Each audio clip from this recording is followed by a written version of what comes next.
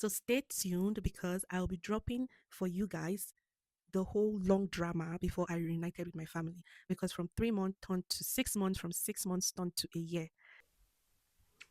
Hello guys, welcome back to my channel. So this is my second video, not like I'm counting, but yeah, this is my second video.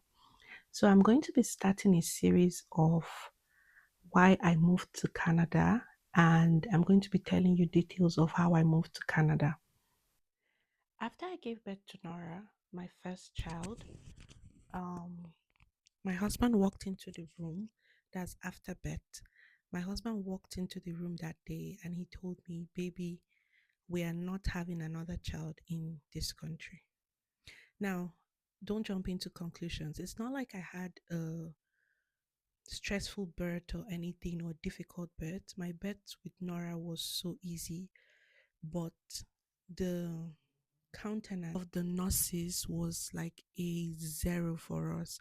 They were so nonchalant, they were saucy, and at that point, we both realized the importance of giving birth in a place where you feel really comfortable and feel loved, because bringing in a child into this world is not an easy journey.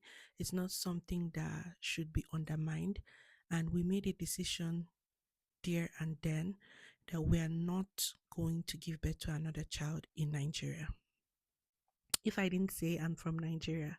So, yeah, we decided we're not going to give birth to another child in Nigeria. Secondly, we wanted to give birth to our children here in Canada because our other kids here in Canada, because Nora was giving birth to in Nigeria. So we wanted to give birth to our other kids here in Canada because we wanted to give them, better opportunities that we did not have. This is not to say that one country is better than another or anything, but we just wanted to give them that opportunity to choose.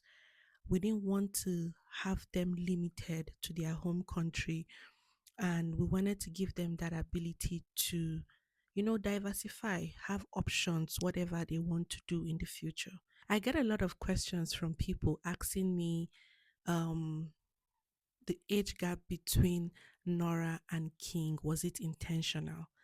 So, yes, this is one of the reasons why I have that age gap. I'm going to be telling you gradually on why I moved to Canada, how I moved to Canada, and my journey so far. We began to, research about coming to Canada, and we found out that giving birth in Canada as a foreigner would cost a whole lot of money, right?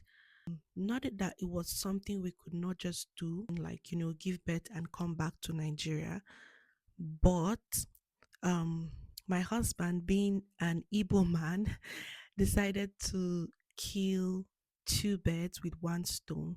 So I've always been talking about doing my master's, all that. So he said to me one day, he was like, "Oh, you know what, baby, you can actually go and do your master's, and we go through the study route, and we can give birth in Canada." So we're like doing two things. Instead of spending all that money to just give birth and come back, we could as well spend that money on, tuition fee, and we get stay in Canada and still achieve our purpose of giving birth in Canada.